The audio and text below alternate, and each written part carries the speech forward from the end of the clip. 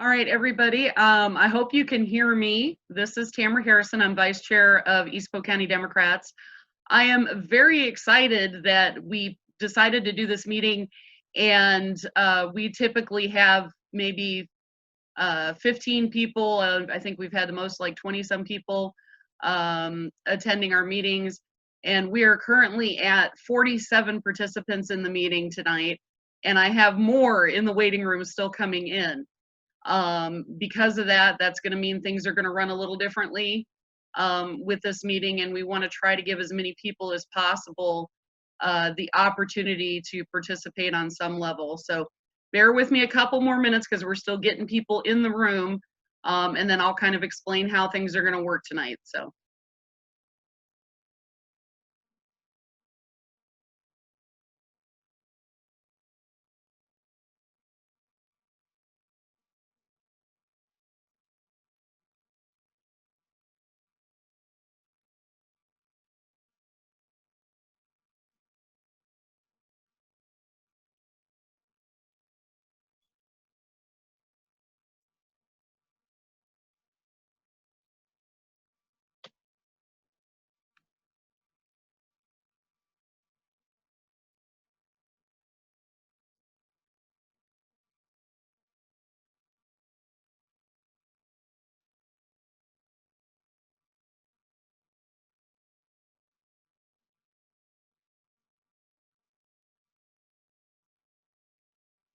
All right, so we don't lose too much of our time. We're now up to 56 people in the meeting, and it's still going up. So that's really awesome. Obviously, this is something people are really wanting to do. And appreciate both Representative Akeo Abdul Samad and Al Womble being here for this. I'm here at the beginning of this to give you kind of some housekeeping and how this is going to work. First of all, everybody is going to be muted. So if you have a question that you want to ask, you need to send it to me, Tamara Harrison, in a chat. And then I will be looking at those questions. And once you sent me a question, I want to make sure that you're ready to, I will call on you as soon as I can, and I'll try to go in the order in which I receive the questions. But be ready, I will call on you and I will unmute your microphone so that you can be a part of the discussion. Each discussion question answer will be 5 minutes. You'll have 5 minutes to ask your question, and for Akeo and Al to respond, you can direct it at one or both of them, however you want to do it. Keep in mind, though, as you're asking your question, the shorter your question and more to the point, the more time Al and Akeo have to answer you. So, you know, keep that in mind. We want questions. We're not looking for other people to speak for 5 minutes. At the end of the 5 minutes, it will be cut off. So keep that in mind so we can get on to the next person, so as many of you as possible are able to participate in this. And if we get to a point where we don't have any additional or new people asking questions, if you've already asked a question, certainly you'll be able to ask another one. We just want to make sure as many people as possible get the opportunity to do that. If you have any questions on what's going on, you can also text me in that message directly. I'd be happy to answer as we go along. We're going to get as many of you in by 7, but we do have to cut off at 7. So with that, I am going to pass to our chair, Joe Riding. He's chair of East Polk County Democrats. And with that, I am Joe, you're unmuted. Thank you, Tamara. Welcome everyone to an open conversation on race presented by, as Tamara said, East Polk Democrats. My name is Joe Riding. I am chair. With us tonight is State Representative Akeo Abdul Samad and Al Womble. These two gentlemen have taken their time tonight to join us and have a conversation on this topic. And so I'd like to just let everyone know is that, we expect this to be just an open, respectful conversation concerning this issue. Both Akeo and Al have been involved in the race relations conversation in Central Iowa for more than a decade. And, they've had many conversations with people, groups, media, and et cetera, et cetera. More importantly is that I've been able to call these two gentlemen my friends for more than a decade. So is that, we're going to have hopefully a fruitful conversation tonight, but it's going to be respectful. Is that if Tamara or myself feel is that a question or a conversation is getting out of hand and not being respectful, is that we will mute and then go on to a further question. Is that we'll start with having KO and Al is that just talk for a couple of minutes each about themselves, and is that I don't see a KO on my screen. Is he back? Oh, there he's at. There he's back. KO, can you hear me? I can. Okay, what we're going to do is that just go ahead for a couple of minutes, introduce yourself, and then we'll go to Al and he can introduce himself. And then more importantly, then we'll get down to, the question and answer session. And is that we're looking forward just for a very respectful and great conversation this evening. Okay. My name is Akeo Abdul Samad. I'm State Representative, District 35. I'm also the CEO and founder of Creative Visions, which is a human development institute that provides resources for individuals who want to actually change their lives, who want to make some healthy choices. We provide resources for them.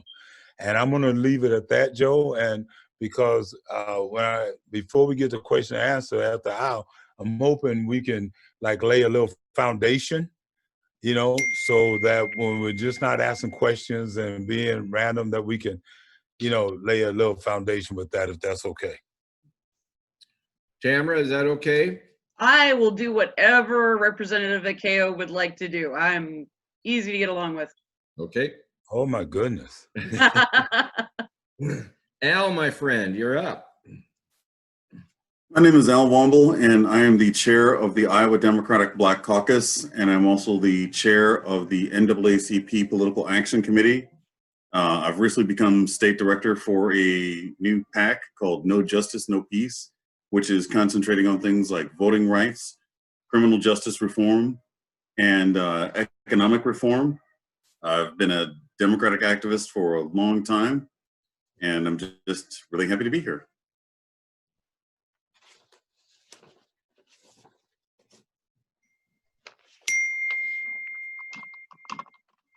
Okay, Tamara, is it Kale? You want to go back to what you're talking about, laying the foundation quick, and then we'll get to. I would like to.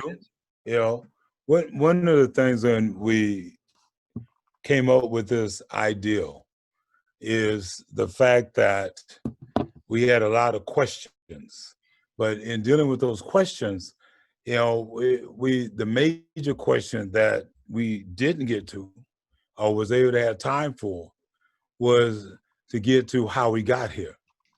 Because if we ask questions and just talk about we're here and the spot we're in, and we don't talk about how we got here, then what we did was just share the moment and what was going on in the moment. So we have to be able to ask the questions, about how did we get here? So hopefully before the end of the night, we're dealing with questions on what can we do? And that's what I wanted to do. And I think we can start with the questions, and I can go back and try to jump back and forth to here and now, in depending on the question. But I really want to make sure that we know where we came from, so we know where we're going. Okay, well, I think that's great. That is that, you're totally correct. Is that we need to know how, in order to understand why are we here today, we have to understand the history a little bit. So I think that's a great point. Yeah. And with that, Al, anything else? Is that from you quickly? No, I just agree with Representative Akeo. Being able to have or change policies and laws are tremendous. But what we're also really looking at is not just, some of the systems we're dealing with, but we're also dealing with the behaviors. And that is a much harder thing to do. But, you know, we, through dedication to ourselves and others and something greater than ourselves, you know, can help change those behaviors and make sure that we're seeing value in people and understanding how we can affect that for our everyday lives. You are totally correct, my friend. So Tamara, let's start the question and answer session. And is that, as if hopefully everybody can still hear me, is that this is a respectful conversation concerning race. Yeah, and you know what? There are 79 people now on this group meeting. So again, everybody, thank you. I'll start with that.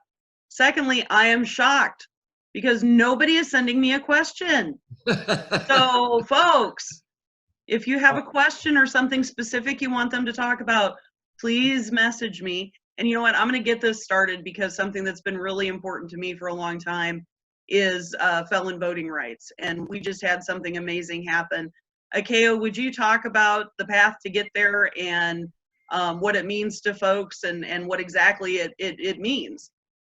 Okay, that's a good segue into this whole thing, Tamara, and I appreciate that, because what it is that it lets me go back to a little history, you know, before 2020. You know, one of the things that we talk about, the right to vote, you know, we have to look at from the perspective, though, that the right to vote has not come easy.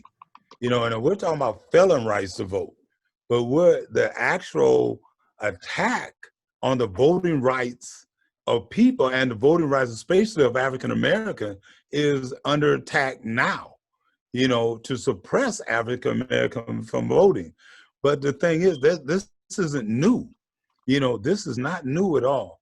You know, but to understand why we're still fighting for the rights to vote, because we've never dealt with the root cause of why we didn't have the right in the very beginning. You know, and we have to go back to that when that famous document was done, I think Joe and Tamara, what, in 1776? You know, when we talk about in 1776, the Declaration of Independence, that was authored by one of the founding fathers, Thomas Jefferson, who was a slave owner. Let's be real clear, all right? When he authored that and they adopted that, Black people were not considered even a full human being. Black people were still being considered as property.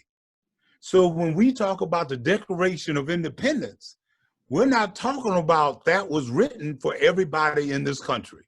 It wasn't written for Africans, as we know today from our lineage, African Americans. So what does that mean? That means in the beginning and the development of this country, we were not considered human beings.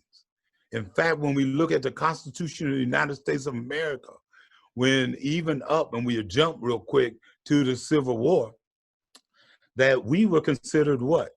This is an open question to folks that are out there, because I don't want to talk at you. We're going to interact on this. So we're talking about the Constitution of the United States of America.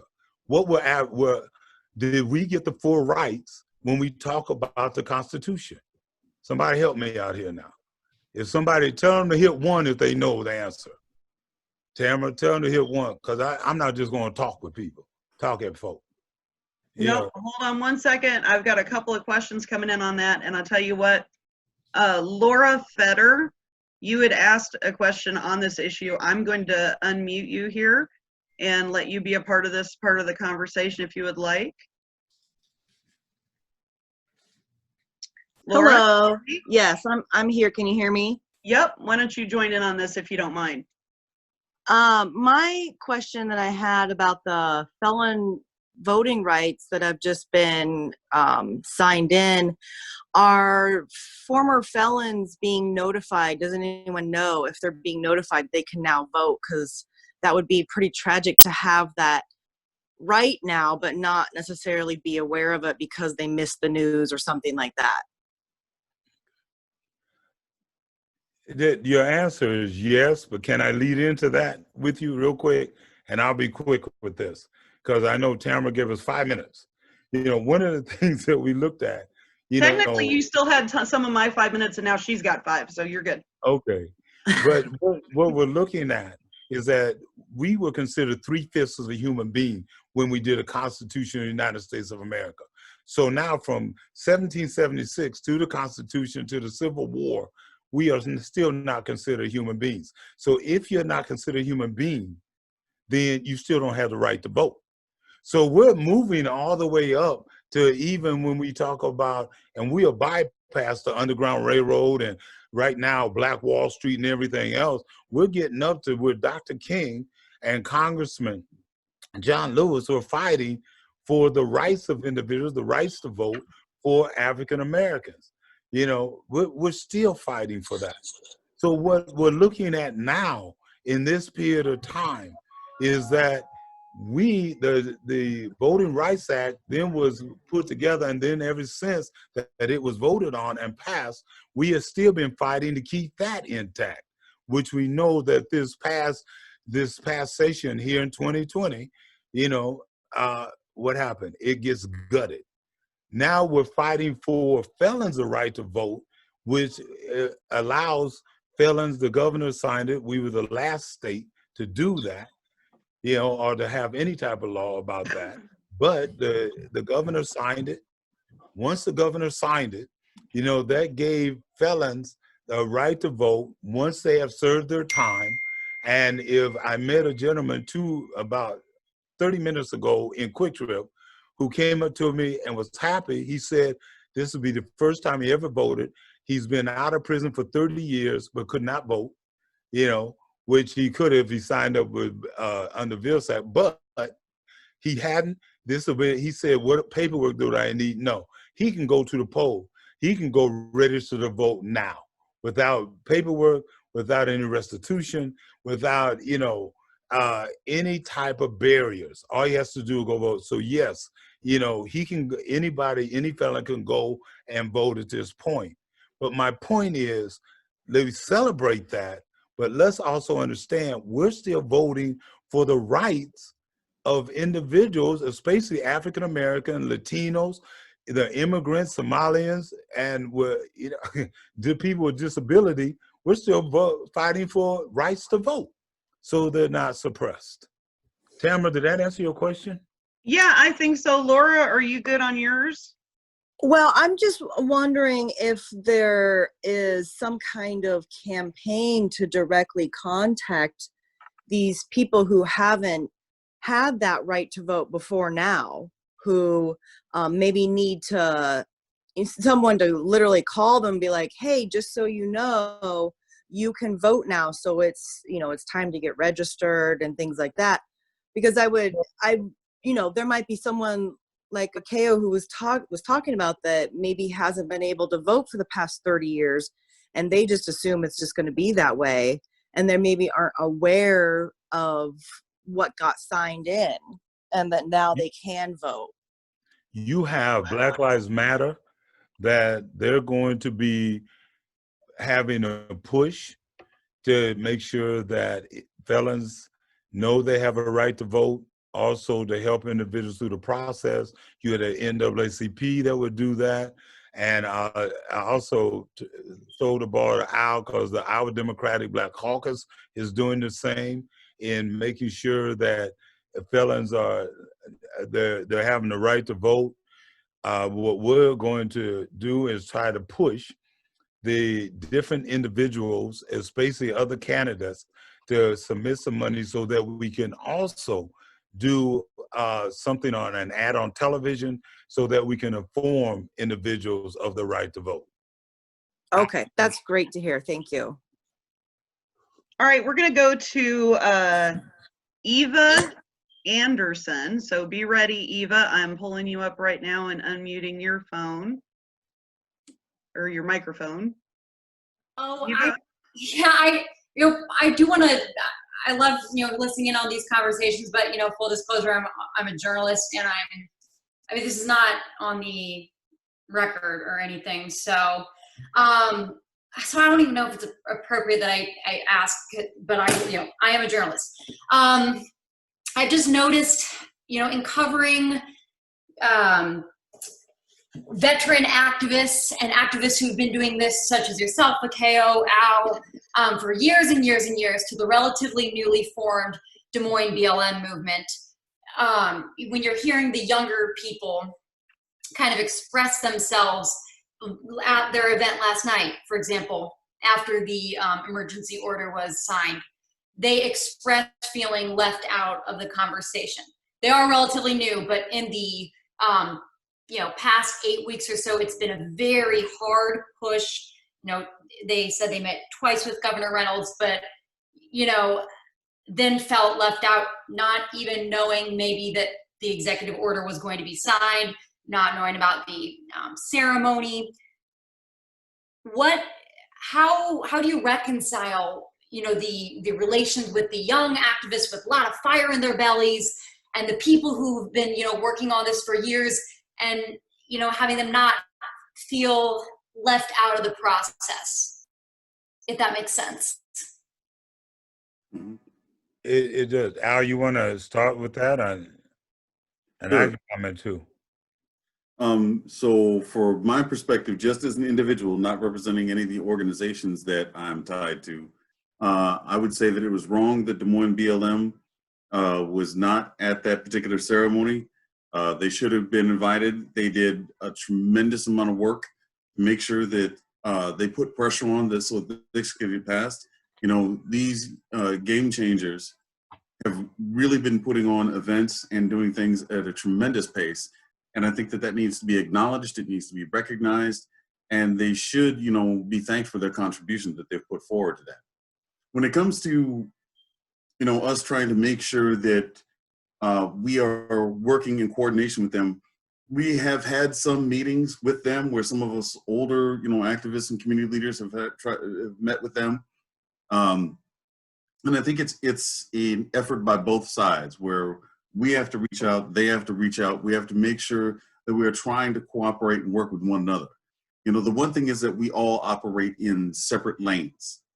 And we have to understand that although we may have different tactics in the way that we are trying to deal with something, we're all driving towards the same goal.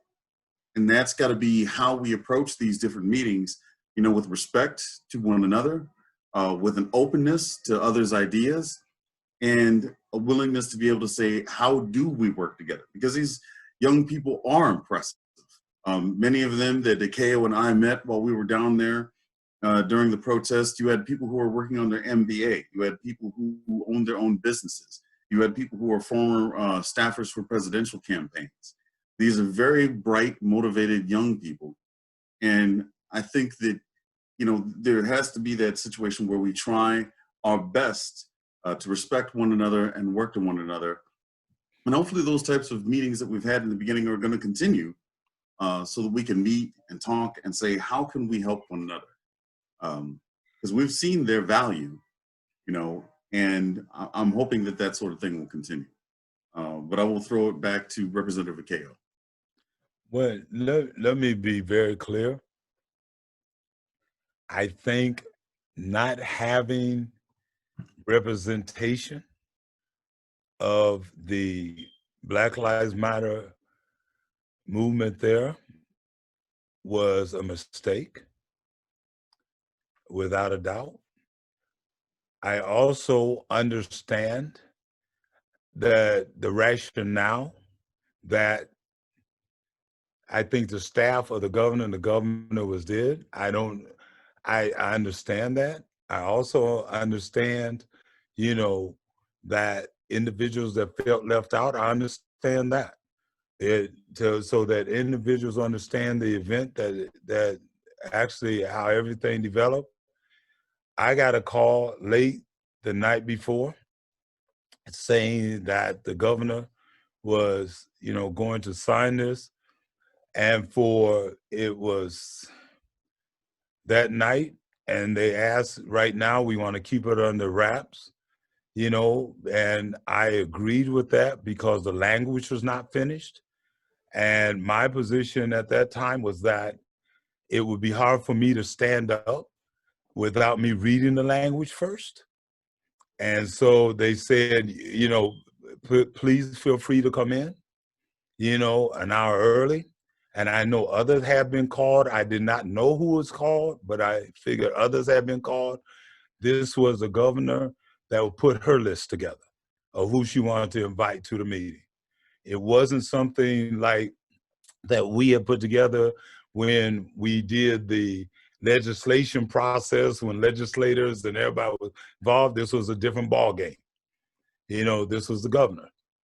And so respecting her and the lane she is in, and knowing and being in those previous 2 meetings with Black Lives Matter, being in the meetings with the NAACP, being in the private meetings with the governor, being in the meetings prior to 2 years when the governor and I, had our conversation, which I also knew in going to all these meetings that I knew the timeline of the governor.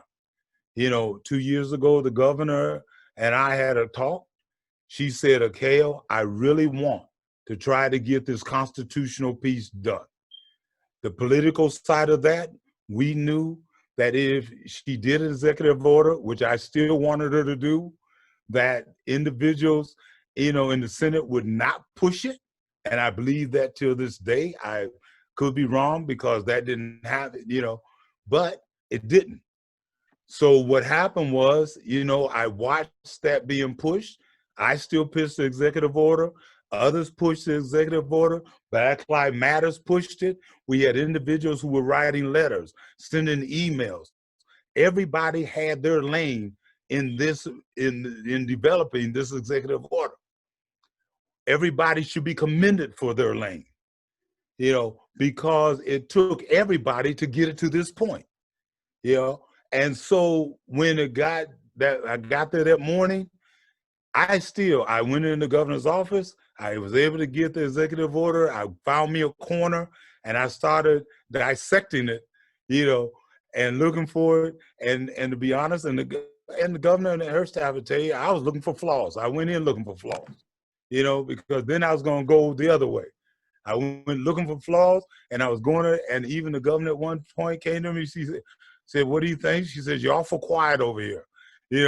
I said, I'm still looking. I heard voices on the other side. I didn't go out to see who was there and that type of thing at all. And this is a little longer answer, but I think for the sake of unity, Tamara, I got to be able to ask for a little privilege here. All right. But so anyway, so when I went out in the hallway, I was a little perturbed, I'll be honest, and people know this that was there, because even before I got to the governor's office and all this was supposed to be under wrap, starting at 6 o'clock in the morning, I started getting calls asking me about the executive order. And I ended up calling the governor's office. I called Sarah in the governor's office. I said, if this is under wraps, somebody snuck it out of the package. Mm-hmm. And so, but anyway, they hadn't even released it yet. So, that's one of them Watergate things, I guess. But anyway, so we went from there. And when I finally went through it and I liked what I read and I saw that it was a document that was feasible, that it didn't have any restitution in it, and eliminated all the paperwork. It was a good document, without a doubt. I finally, took a breather, going out and walked out, and I saw the people that were out there. And what I saw immediately were individuals that the governor has been working for with a long time. Again, I do believe representation from Black Lives Matter should have been there, but the governor, I believe, invited folk that, one, she was comfortable with. And be very honest, I can't speak for her, but 2 individuals that have been working with her, during this process. But 3, she also was concerned about the COVID issue, and I know a lot of people say, you can't, that we weren't distancing and everything else. Somebody called me and said, why didn't you distance? And, that was another story. But anyway, I think there's different reasoning. I'm not making excuses. I think again, I'm being redundant, but yes, not only Black Lives Matter should have representation there, there's about 3 other groups I think should have representation there. You know, because during this course of time, I've watched other groups work on this and fight for this. You know, and I got a few emails of some people that I wish could have been there. You know, that type of thing. You know, and so, but they weren't. But my bottom line is, we should not let this divide us. We should not let this make us go backwards, because everybody who's fighting now is Black Lives Matter. It's their time to drive the bus. Is it, you know, DJ Jajier, it's their time to drive the bus. Rob Johnson, it's their time to drive the bus. You know, we were given the head of the bus. We've been driving the bus. Al, it's his time to drive the bus. You know, it's time now for us to pass it, because that's what was given to us. The thing that we have to understand, and it bothers me, and I made the mistake of, I was so excited. I said, wow, this is the first step. Wow, this is the first thing you know, the legislation was the first step. I was all excited. You know, I even came home, Joe, and had a root beer, you know. So, but the key factor is that took it out of context, because the first step was when the first slave decided not to be a slave. Everything we're doing now is reactionary to that, because this country, being hypocritical, has not taken that first step with that slave who decided not to be a slave. This country has did everything in its power to make it comfortable for only a targeted population. So we are now reacting. We haven't even reached the point to be proactive yet.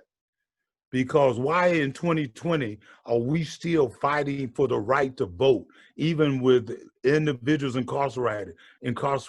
Why are we still fighting? Because, you know, why are we still fighting? Because the right to vote is the tip of the iceberg to the fact that if we don't deal with the tip, that the rest of the iceberg is just underneath, and it's killing us every time. We're like in a shipwreck, because we're not dealing with the disparities of education, of healthcare, we got so many disparities because of the fact that we have prohibited individuals the right to vote, and we didn't take that first step when we could have took the first step in 1776, when we could have took the first step during the time of Martin Luther King, I Have a Dream, when we could have took the first step when Emmett Till was killed, when we could have took the first step before George Floyd, when we saw what happened to Trayvon Martin, when we saw what happened to others.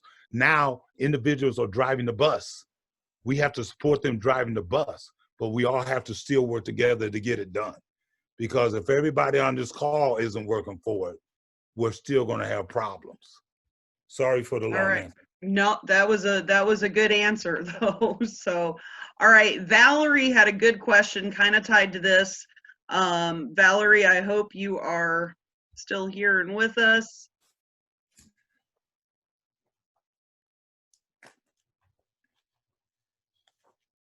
And I'm trying to unmute. Valerie, you asked a question about people being notified. And I can't unmute you, so you have to unmute yourself. If not, okay. Valerie, send me a message if you still want to. Did that work? There you go. All right, I got you. Yeah, I have a Latin coworker. We talked before the most recent changes in all of this.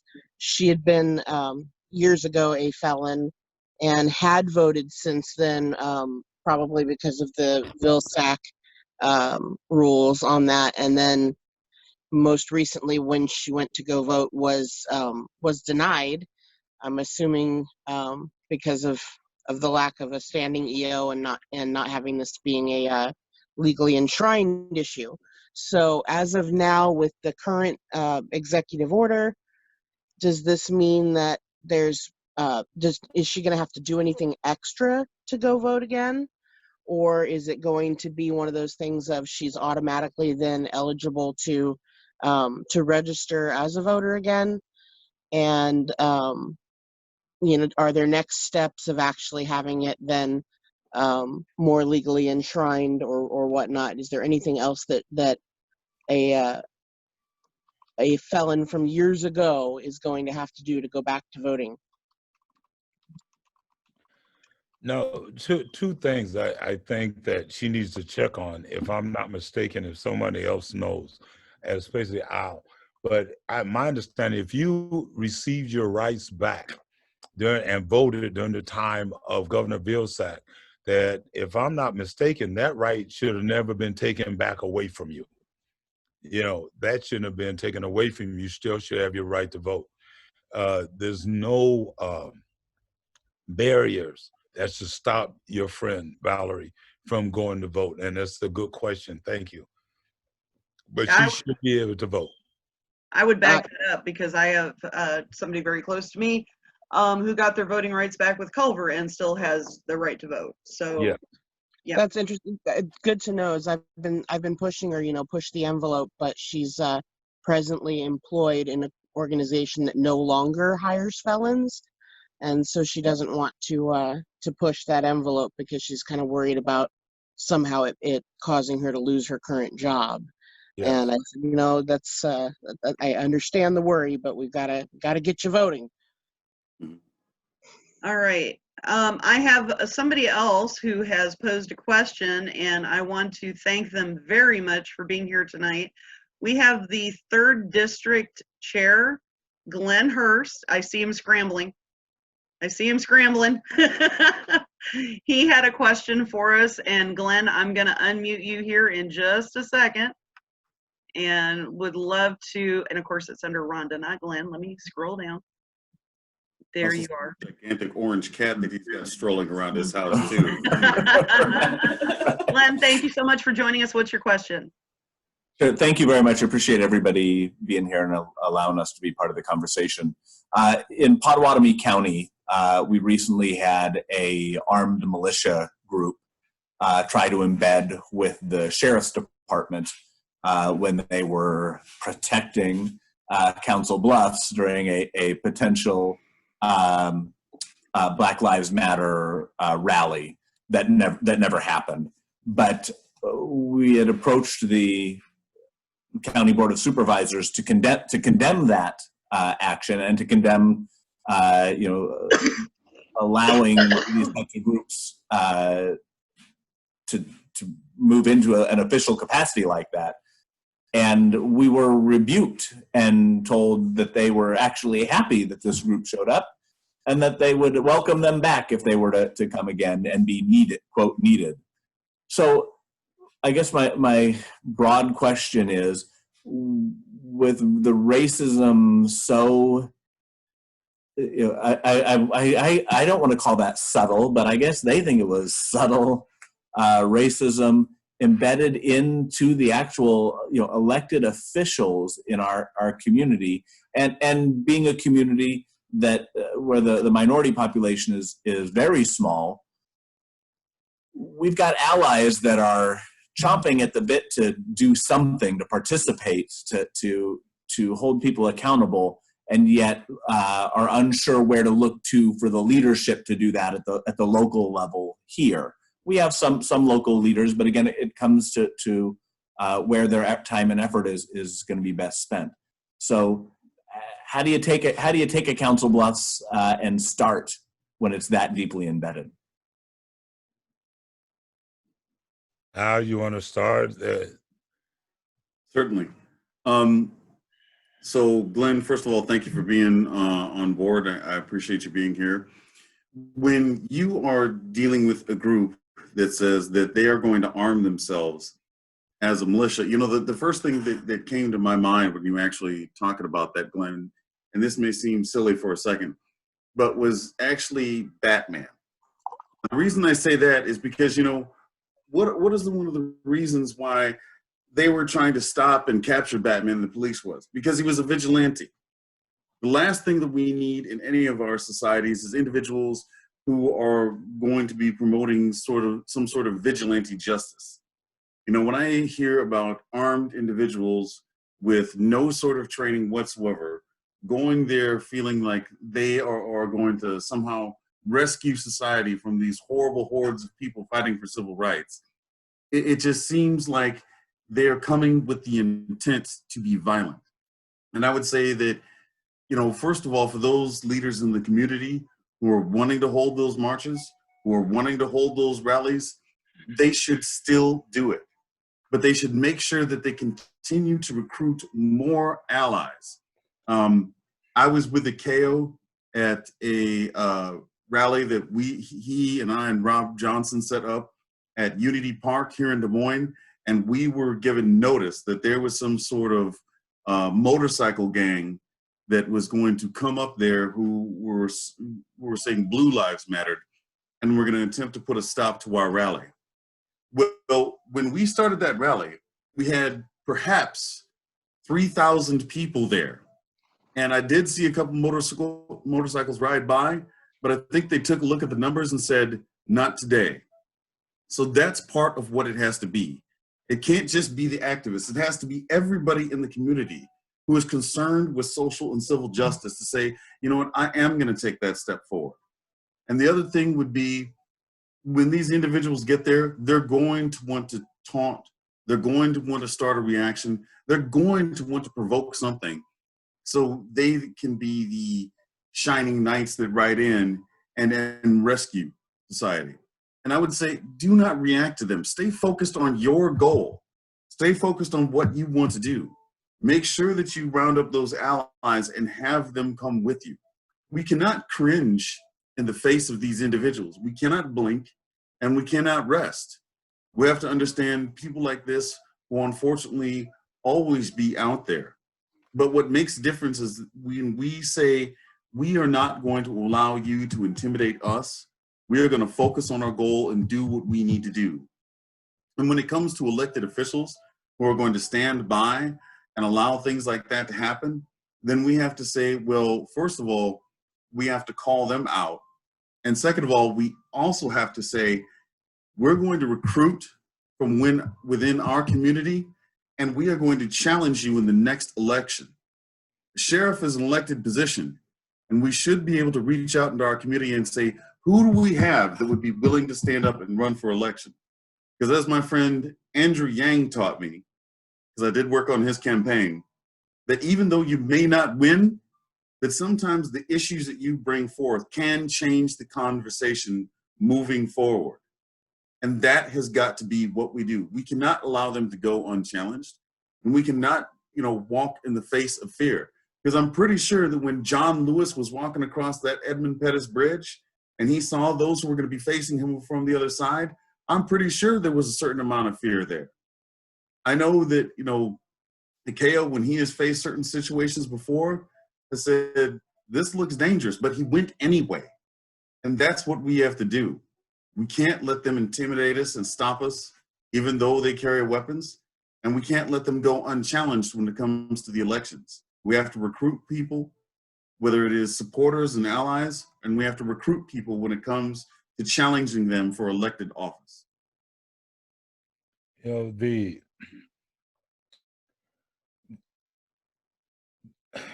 Glenn and Rhonda, was very unfortunate that when we look at what happened to Black Wall Street in 1921, and over 300 people, men, women, and children were murdered, it was by the militia. When we look at the Klan, remember the Klan was militia. And what were they trying to do? They were trying to maintain a way of life that they have been conditioned to believe is the right way of life. Now, understand I said right. What I should have said is white way of life. Because that is what they were trying to do to maintain. Racism is not only embedded where you're at, racism is embedded in this country. And until we start having those conversations, talking about white privilege and we start talking about history instead of his story, you know, because these individuals are functioning off of a condition, a mental conditioning, where they're believing that they're saving their land.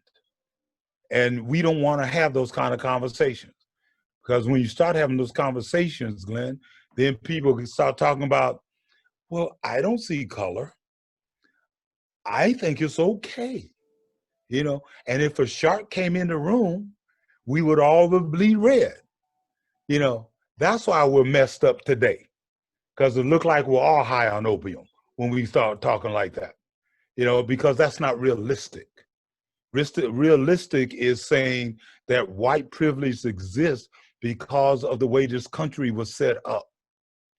You know, racism exists because of the way this country was set up, and we've never dealt with that cause, the root cause. We never did that. When it came to children in school and the disparity, and no one did, and Black children were falling behind, and the disparities that's there, we didn't deal with it. We did cosmetic changes and not systemic changes. So what happened is that now it's spilling over to all ethnic groups. Now you ask professors in college and they'll tell you, especially, that majority of our children aren't even ready for college once they leave high school. You know, that's a fact. You can statistically shows us that, because we didn't deal with the root cause in the very beginning. So now what you do is you double that. There's a reason why, you know, we touted how the unemployment in Iowa was, oh my God, we were 3.2 and 2.1, and we were so happy. But in the Black community and people of color, you were in double digits. But that didn't bother folk because we didn't deal with that. We didn't move that conversation. So your militia came to help another force that they see as a brother militia to help maintain. And that's the way they looked at it. So that means it's up to people like you and Rhonda to get with those who do understand, who want to learn. As I said, you have to stand up now. You have to be the one, because you have to understand and want change as much as we do. You have to look at us as Americans as you look at yourselves as Americans, but we have to look at us as Americans as not having the rights that you have. And so that means if we don't have those rights, then you should be upset, because that means your rights can be taken at any moment and any time. And if you don't believe that could happen, study the history of our new president and see how many rights have been taken from those. You know, don't take my word for it. Watch your rights and see how comfortable you are maintaining your own rights. You know, so you know if your rights are being taken, they're kicking our behind. All right, we're going to move on to the next person. I have somebody lined up here. We were going to go to Chris Esperson, but it looks like he's no longer on. So we are going to jump ahead from Chris to Susan Leonard. So Susan, I hope you're ready, because I told you were after Chris. All right, unmuted. Susan, are you still with us? Yes, I am. I just had to click the unmute. Thank you. Excellent. Thanks, Representative Akeo, for this opportunity. It's great to hear your ideas, and I really appreciate it. I just wanted to say I was happy to watch the press conference yesterday and see that the executive order was finally made, although, you know, it's hard to jump for joy knowing how long it's taken to make this happen, and, you know, that it didn't happen the way that you have been working so hard to make it happen. But it's still progress. My question is, what are some of the next steps, other than voting, which is, of course, utterly important, to address the disproportionality of how Black people are incarcerated in the state of Iowa? Last statistic I saw, Iowa was no longer dead last. They were second in terms of disproportionality, and certainly that's a part of the conversation with giving felons the right to vote. Let's stop creating more felons. So I'm just asking for a bit of advice about how to approach that issue. Thank you. Thank you for the question. I think, and that's a great question. Thank you. It's time for people to make up their mind how they want to live in America. It's time for people to actually look in the mirror. And everyone who's listening on the call tonight, I ask you to do this. I want you to look in the mirror tonight before you go to bed and ask yourself, am I a hypocrite? I want you to ask yourself, am I living a hypocritical life? And I mean that by, you have to ask yourself, what am I doing? And you don't have to go back and beat yourself up and say, I should have did this 10 years ago. Ask yourself, what am I doing now with my neighbors? You know, do I know my neighbors? Do I have these conversations with my neighbors? Am I having the conversations with my family? When I see something wrong, am I standing up or I keep driving past? Or I read something and I don't write the author or the publication that it came out in. We no longer have the luxury not to speak out. And if you're not speaking out in a way that you can speak out, then you're living a hypocritical life, because you're not challenging that which will make this country a better country. And this country needs to be a better country. I know everyone talks about, because they played off of what the president of the United States said, and everybody fell for that smoke screen, and all that smoke he blew up. And that's not being negative against him, because that's the way this country has always been ran. When you want to take the eye off of the real problem, you create another problem for smoke screens. We have to understand that this country can be great, but this country is not great. This country is very hypocritical. And when you're hypocritical, that doesn't make you a great individual or a great country. So now we have to look in the mirror at ourselves and say, am I supporting the protests? Am I supporting this movement? What's being taught in school to all of the students in the school? If you're living in an area that you have not that many African Americans or Latinos or people of color, have I went to the school to see if they're comfortable? Have I went to the school to make sure that they're being taught the same thing as everyone else and they're not being placed in BD class because the teacher doesn't have time or doesn't have an understanding? Am I checking with my hospital? And I'm saying you have to pick what you have to pick to choose. You can't boil the ocean, but pick a lane and get in that lane and make a difference in that lane. If you're comfortable with marching, get out there in the next march. But don't grab your ears and your nose if you hear somebody do a cuss word. Understand that's, hey, everybody's not in your lane. But if you feel like, if you're a writer and you're at home and especially with COVID-19 and you're watching more TV than writing, then you're not involved. Get it, shoot, take up your time, write letters. There's congressmen, there's congresswomen, there's all kinds of people you can write to. Write to the people that wants to take, Aunt Jemima off of the package, that want to take Uncle Ben off of the package. Write to individuals that are producing, the whiting cream, because they said whiting makes you more, what they call it, acceptable. They're still doing it. This is 2020. $1 billion company. And they had cream. And guess where they're selling most of the cream at? In Africa. Because they're telling folk, if you put the cream on, you look lighter, you'll have more opportunity. What kind of crap is that? Now, I didn't want to say crap. So you see, there's ways that you can listen to things. But, you got to ask yourself, research. And the last thing, and I'll be quiet because Tamara looks at me. I can see her eyes through the thing. You know, the last thing is study history. Study history. Get away from his story. There's nobody in this call that has not been taught his story. Nobody in this call has been taught history. Study history. Go back and you'll see the value of people. You'll see the value of everyone, that why we all should be treated equally in our rights.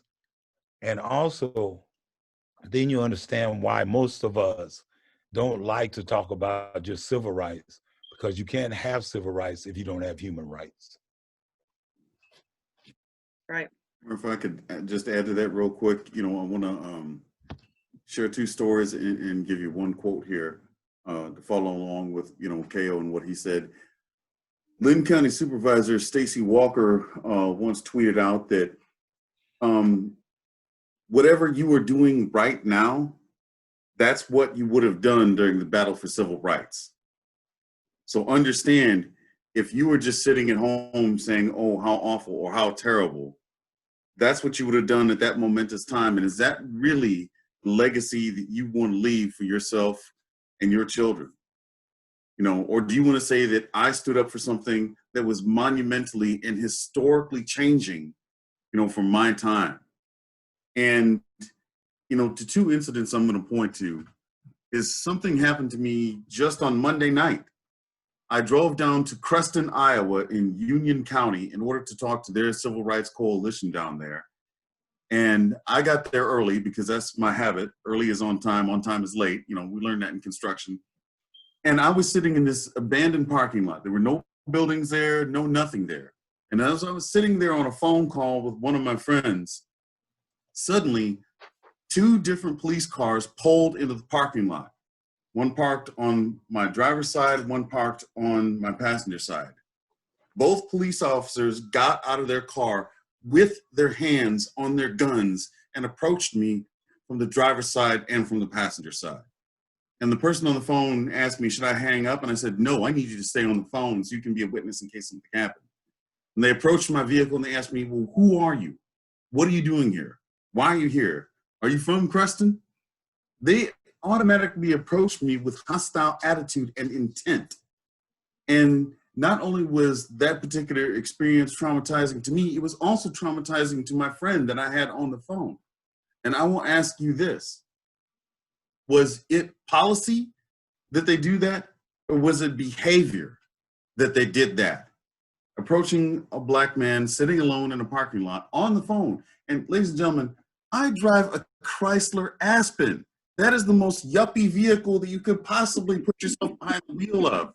I was dressed in a button-down Oxford shirt and a pair of khakis. So if anything, I looked like I was a gangster from Best Buy, you know, not the Bloods or the Crips. But one thing I was terrified of is if they would have asked me for my insurance and my registration, because where do all of us keep our insurance and registration? In the glove box. And if I had reached for that glove box, I was honestly terrified at that time that I would have been shot. So ask you, is that policy or is that behavior? Is that a learned thing that the police force taught them to do?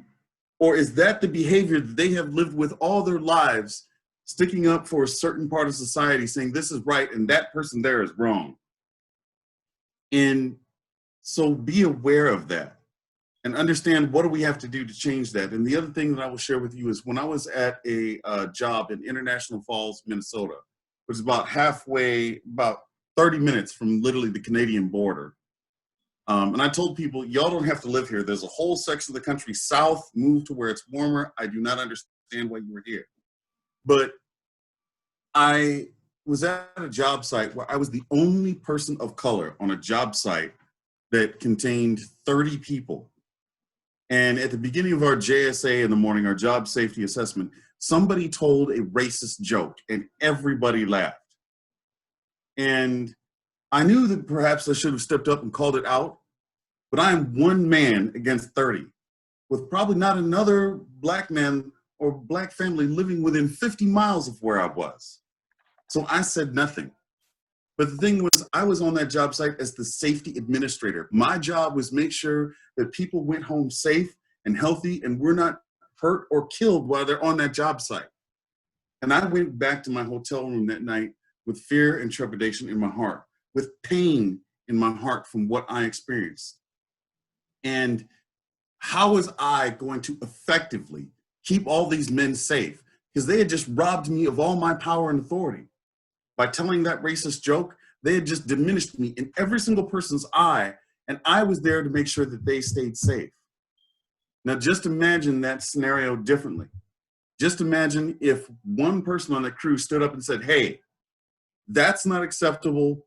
You can't say that here. You need to apologize to Al, and that sort of attitude will not be accepted on this job site. If I had just one ally that had stood up, one white ally that would have stood up against that crew and said something and done something, I not only would have been more effective at my job and felt like I could truly enforce the policies that I was supposed to keep people safe, I also would have not spent every night living with what's going to happen next. So just remember that we need to address those attitudes, and it needs to be addressed immediately by you in the best way possible. As I said to the people down in Creston, you know what, maybe if you're on that job site, you wouldn't have felt comfortable saying something right then, but you know what you could have done?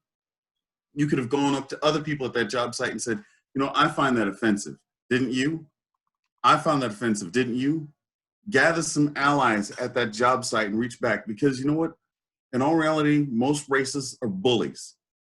They're used to being able to say something and do something and have no one call them out on their garbage. And that's where we have to change that. Gather our strength, gather our allies, and call these people out and say, that's not acceptable. Whether it's at your schools, the police department, or the sheriff's department, that's how that has to be addressed. Hey, Al, with that, I'm going to move us along because we do have questions backing up. So I really want to give folks a chance to jump in here. Wallace had a question that actually ties to exactly what we're still talking about here. So unmute there, Wallace. I hope you're ready. Hi, this is actually Wallace's wife, Whitney. Oh, hi, Whitney. Hi. I'm the one who typed the question. So yeah, I was just wondering, how are we working towards building the rapport between the Black community and people in authority, whether it's Congress, whether it's police officers, just anybody who has that authority status. And also,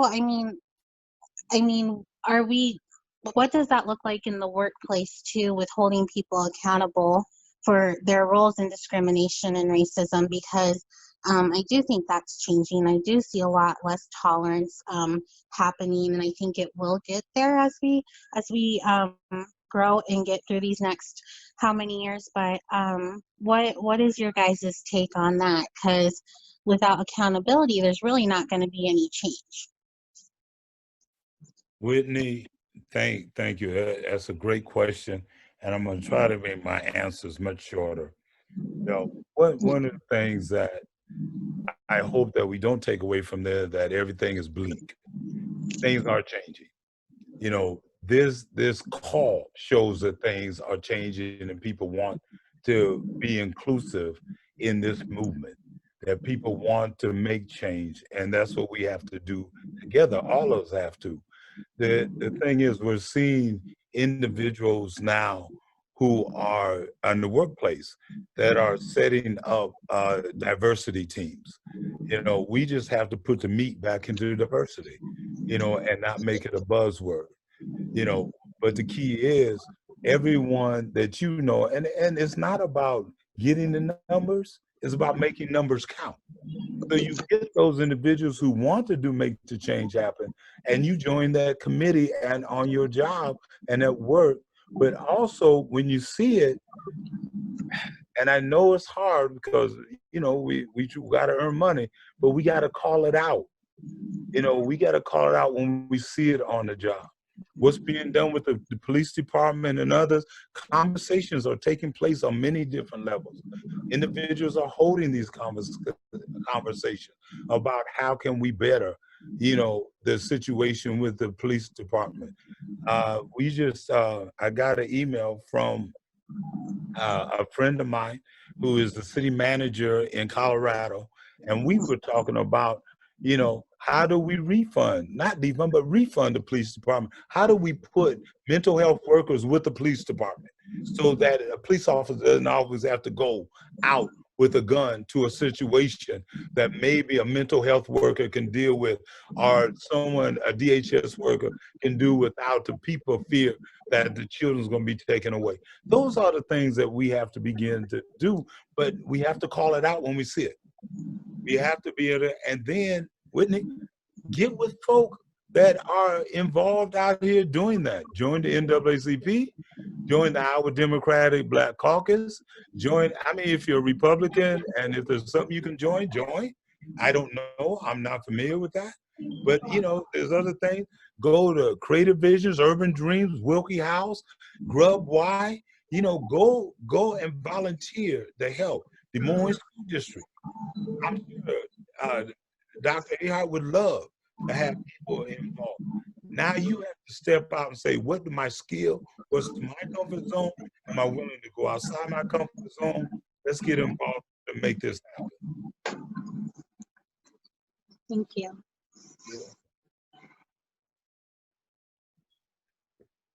But anyways, we have Cecile, who I have unmuted. Cecile, are you there? I am here. Awesome. You want to go ahead and ask your question? So, so many times when I bring up the topic of brutality against, specifically police brutality against young Black men, so often I get the response I get back is, well, they need to be concentrating on Black violence. And I just don't quite know how to respond to that. Can you help me? Yeah, I think, Al, you want to jump in that first? Because I got to figure out how to keep my answer short. Well, I would say that, first of all, it does go back to something that Akeo said, that when we have more mental health resources, when we have less disparities in our culture or in our society, that's going to help that kind of situation. And first of all, when we talk about our bias as well, there's plenty of white on white violence, there's plenty of Black on Black violence. It exists everywhere. But they point out Black on Black violence like, oh, that's the special thing that happens. You know, I can tell you from being on many construction sites all over the United States of America, from Danville, Kentucky, up to Williston, North Dakota, that, you know, white on white violence is a thing too, but it's only Black on Black violence that we tend to highlight and think, you know, that's the most tragic thing that comes out there. But if we end the economic disparities, like here in the state of Iowa, statistics show that white men earn on average $49,000 a year, white women $47,000 a year, Black men $37,000 a year, and Black women $27,000 a year. And that, you know, a majority of Black households don't have the same sort of healthcare coverage that we see because a lot of them work service industry jobs. And here in the state of Iowa, you can work up to 32 hours a week and be considered, you know, still part-time and not be given benefits. And so when you are hungry, when you are financially struggling, when you cannot get your health care taken care of, that creates stress. And that stress can boil over into situations. And once you remove those particular disparities and people are able to properly take care of themselves because we don't see those economic disparities, that does help that kind of situation. When you realize that my healthcare is taken care of, you are going to feel better about yourself and your situation. And you're not going to be stressed and you're not going to be upset. But once again, it goes back to the thought process that somehow Black on Black violence outstrips white on white violence that happens in this country. You know, when we talk about violence that happens to individuals, it mostly happens between people that you know. People aren't traveling to other neighborhoods or towns to beat people up. You, the person you are going to have the biggest struggles with is your own family, is your own community, is your own friends. I've always had this saying, nobody can drive you nuts like the ones that you love. Believe me, I've got 3 children. Nobody has ever driven me as crazy as those people. And so we have to realize that when we talk about that, it happens in every single community. Yet somehow it is highlighted in our community as an excuse for police brutality. And having working here in West Des Moines, Iowa on the Mayor's Pledge Task Force, where I'm working very closely with Chief Scott and other individuals, you know, I can tell you that it is a presumption that is entirely wrong. When we look at violence in the community, it is amongst those of which we live. There is no special situation that creates it more prevalently amongst the Black community. And it's got to be, once again, like I said, the attitudes of those officers who approached me, they immediately saw me as a threat. I was no threat. And so looking at if you see 5 young white men walking down the street and they're dressed in athletic gear, you might think, oh, that's the basketball team. If you see 5 young Black men walking down the street and they're dressed in athletic gear, people automatically assume, well, that's a gang. They must be up to something that's inappropriate. And that's just not true. Cecile, one of the answers that I always give to people real quick is the fact that I say, do we argue? If we have a child and you have a child and both of these children wet their diaper, do we sit there and argue how wet they are? Do we say who's the wettest? Or do we move to change the diaper? That means we have death. And I'll hit the nail on the head. We have death. But the death is the symptom and not the root. We need to find out why folk are killing each other. We need to find out, because we can get, the smoke screen is this. We can turn around and say, yeah, 85% of white people that are killed in America each year are murdered by other white people. Okay, what does that prove? You know, Blacks, yeah, so many Blacks kill Blacks. Yeah. What does that prove? That's a symptom. We're going to argue about a symptom? Or are we going to get to the root cause of why this is going on? And the thing is, and I want to just mention that and I'm done, but the reason why the focus is usually on Black and Black crime, because that's what's sold to us. That's the hypocrisy in this country. That's always sold to us because people make money off of that.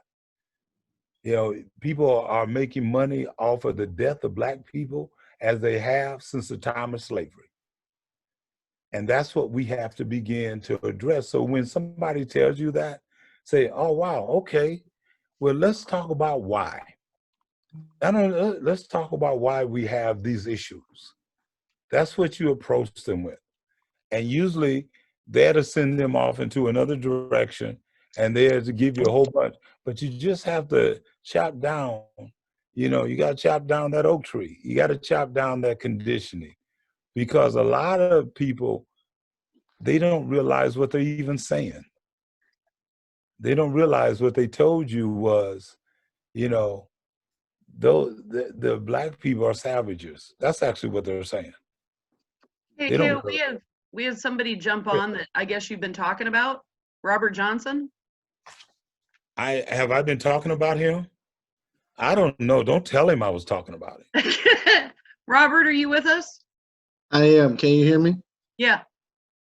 First of all, I really just wanted to back these guys up and just say great job for the service of both of them, Al Womble and our state representative, Akeo, whose voice has been loud for these issues for years, even when he was a part of a house that was blown up and was yet still, he survived and has not backed down even after experiencing that.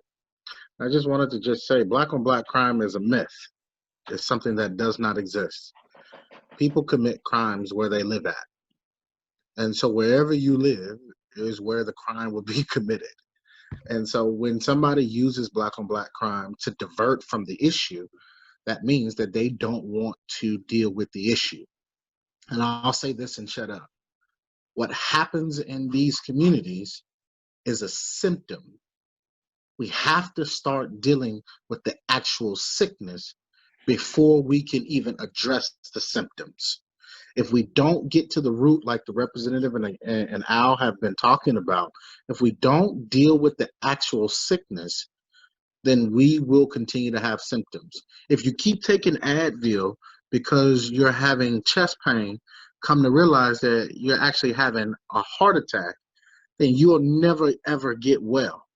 You gotta deal with the sickness and stop just addressing and deflecting, talking about symptoms. That's all.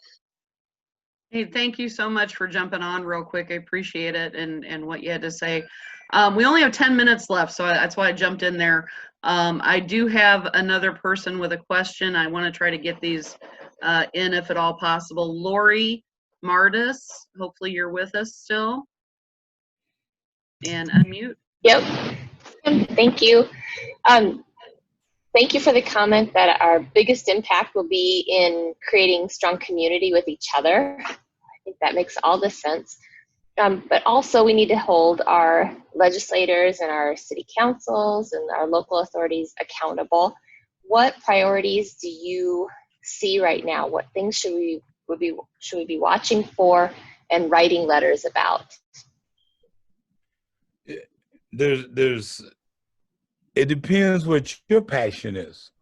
If your passion is education, right now we should be writing letters about saving our babies. We should be writing letters about supporting our teachers.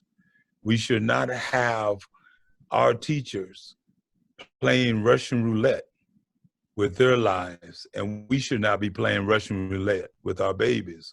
Because what does that have to do also with racism? We know with COVID that for some reason, Black children, African Americans are dying at a higher rate. We're not catching it higher. Statistics will show than individuals. We are dying at a higher rate. So that means there's some things in healthcare that we need to deal with. But if it's education, you need to be writing the Department of Education. You need to be writing the education department here in the state and saying let local districts, let them decide how they want to open up because they know better. If it's healthcare, then we need to talk about and deal with what's going on. Do individuals have the protection that they need? Because they're on the front line. Now we're putting our teachers on the front line. We're putting our babies on the front line. Depend on where you're at. What is your passion? And then get in that lane. And because we will all connect together. We will all deal with this human rights together because your lane and our lane, Tamara's lane, Al's lane, Rob's lane, we're all going to connect. We're just picking what lane we're in. Don't try to boil the ocean, because you'll find yourself going crazy, or you'll find yourself like, Al and his wife are, console each other, but you'll find yourself like me sitting in the corner babbling like, a baby sometime at night because I'm watching people die. I'm getting calls about people dying, or somebody where, I look on the internet and somebody sends me and says, "Care, what can we do when a mother and her 4 children are handcuffed and laying on concrete because a police officer thought this was a car and they were a stolen car, and put them all on handcuffs." So if that's your passion, then for police reform, if it's dealing with elected officials, grab that, run with it, support, when it's there. And when there's a protest at the school, like the teachers did, join that protest. If it's a protest to talk about, civil engagement, dealing with, injustice, join that. If it's dealing with our prison system, we have individuals in prison, that the COVID is running amok. We have individuals, just because you're locked up don't mean you have to die. Just because you're a guard doesn't mean you can't be protected. So find where you're at, find your lane, and do it with joy, do it with conviction, stand up for what matters, and then also do that first step. Start with self. Lori, thank you for your question. I think Cameron, I've got two more questions. We're going to try to get them in if we can do them quickly. I just want to add something to that, Tamara, real quick. Oh, okay. Go ahead. Real quick. This will be Yep. real quick. So the Iowa Democratic Black Caucus is not just for Black people. The Iowa Democratic Black Caucus is for anyone who cares about Black issues. And one of the things we are doing right now with the Iowa Democratic Black Caucus is we are creating a survey that we are going to send out to all candidates that addresses Black issues. What we're asking for people to do is send us a little information about who you are. Akita. Sorry. Akita said you weren't quick enough, Al. But, send us a little information about who you are, why your question is important to you, what your question is, and what answer you expect. And we're going to take all those questions and create a survey that we send out to all the candidates. And then when we are done, we are going to put out that information and say whether a particular candidate is certified or not. Not an endorsement, but just certified that these individuals actually care about issues that concern the Black community. But then, after we put that out, that is also going to be our scorecard and looking at them going forward, that you responded to this particular question and said that you are going to deal with this issue, and you have or you have not. And we know that not everything, like Akil had talked about before, not everything can get passed that we cared about. We understand that, but are you working on it? Are you writing legislation? Are you voting the right way on certain bits of legislation? So that is something that we are doing to make sure that we are holding individuals accountable. Creating that survey, distributing it, and then using that as our template to hold people accountable. And I'm sorry, Tamara, but I did want to mention that. No, that was very important stuff. I'm glad you got that in. Alicia Coleman, are you with us? Did you still have a question? Yes, I still have a question. Great. So my name is Alicia Coleman. I'm a teacher in Des Moines in elementary school. And one thing that we've been running, thank you, it's the best job ever. So one thing that I've kind of found is that elementary schools are doing a terrible job with equity. Like, we just don't know where to even begin. So what tips do you have? And like, how can we build trust with parents? Well, one of the things, I don't know what school you teach at, but one of the things that you have to begin to do is step up with your principal, your vice principal. You got to step up with your teachers and say, what can we do? What can we do better? Secondly, bring someone in that can help you process that. You have great people in the community. You have Dr. Keisha Scott. You have other individuals that can come in and sit down with you and help you to do that. The key with that is that don't ask them to come in for free. Have the district pay them, so they can come in to get that done. But identify that. Identify, what do you mean by equity? What are you trying to accomplish? What do you see as a flaw? Identify that, then begin working on it. Because we all lose when we don't have equity, in our school system. We lose at that point. But you have to take that step. Get with your teachers. When y'all get that little break, you need a breather because the students done drove you up a wall. Take that break and say, hey, what can we do to make it better? What speakers can we bring in? What can we do to help raise our morale? And also thank you for being a teacher. Really. And thank you for getting on the front lines. And, you know, we need to do some murals for you, you know, and our teachers.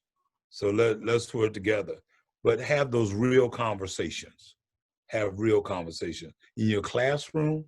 Shock them. Let the students come in, let parents come in, and put up stuff about Black people.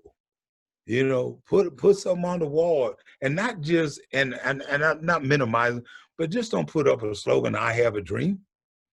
You know, put up something that is meaningful. Okay, put us on there. In fact, after this, get my information to Tamara, and I'll check my page, and there's a mural of Harriet Tubman.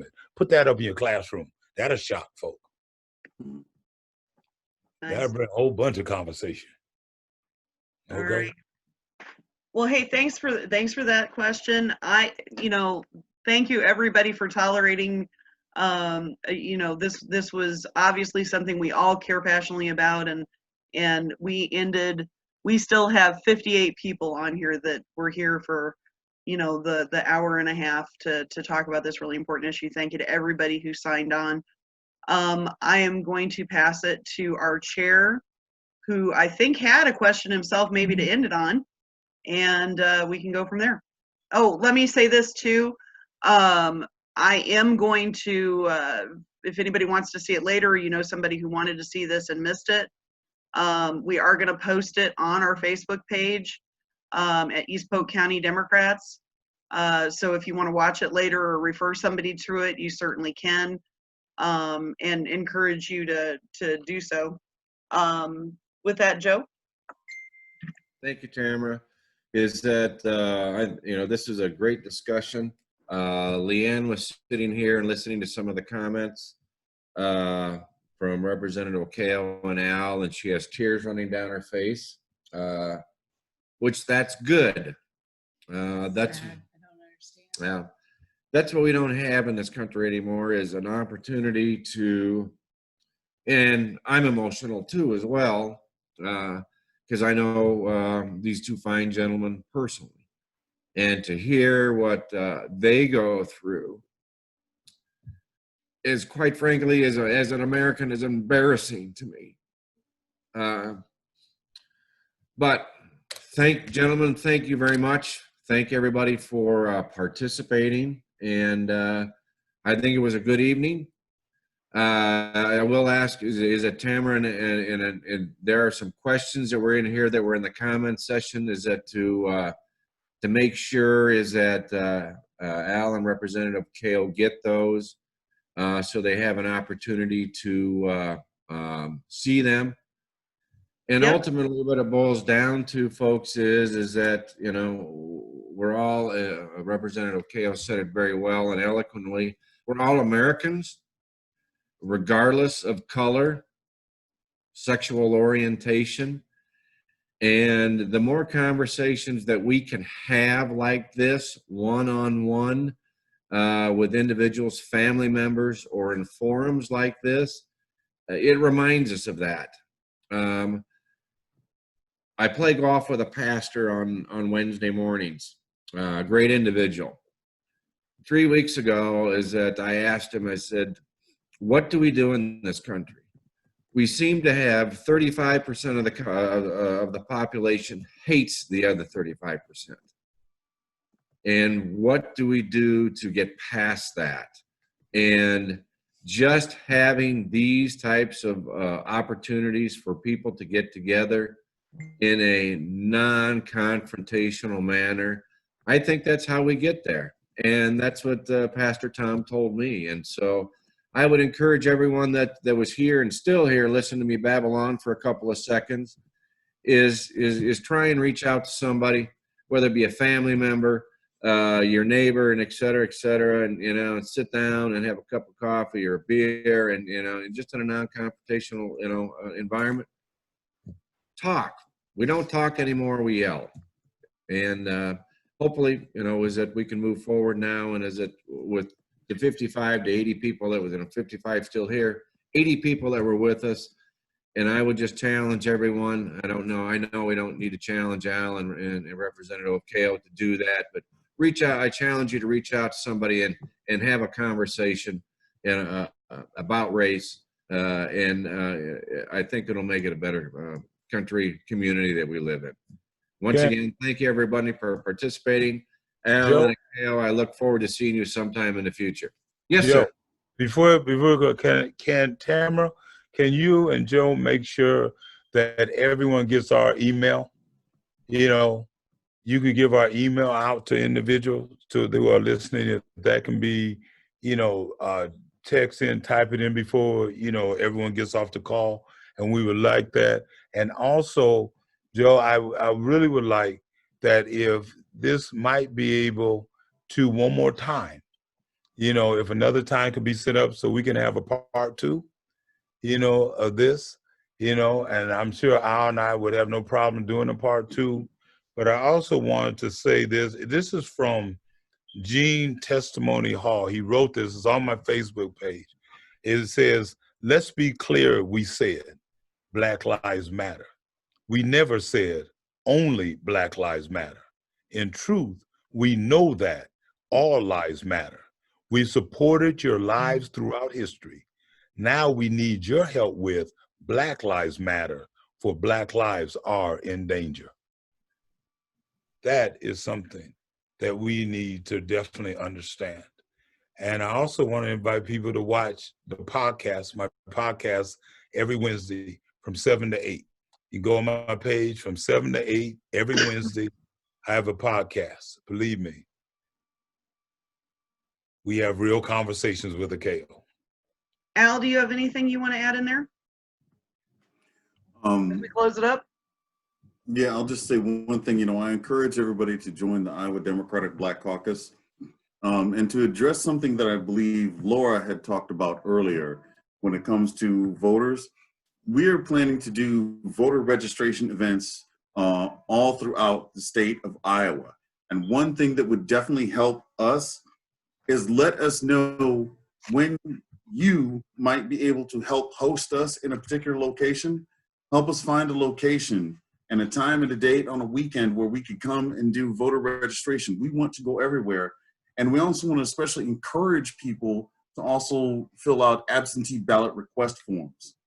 Voting by mail is not only the best way to prevent us from spreading the horrible disease of COVID and preventing more people from dying, but when we talk about people from the Black community who work service jobs, who work second shift, third shift, being able to get to that polling station is extremely impossible, especially if you were like my mother, who was a single mother, did not have that time to break away from a job and always to go and vote and do her civic duty.